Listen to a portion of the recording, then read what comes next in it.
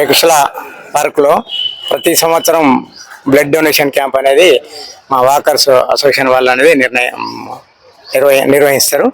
అందులో ఈ సంవత్సరము బ్లడ్ డొనేషన్ క్యాంపు నిర్వహించడం అనేది జరిగింది. ఈరోజు అందులో దాదాపు ఇప్పటి వరకు దాదాపు 30 బ్లడ్ డొనేషన్ క్యాంప్ అయింది. ఇంతకు పూర్వం కంటే టార్గెట్ అనేది ఇంకా ఎక్కువ చేయడం అనేది జరిగింది.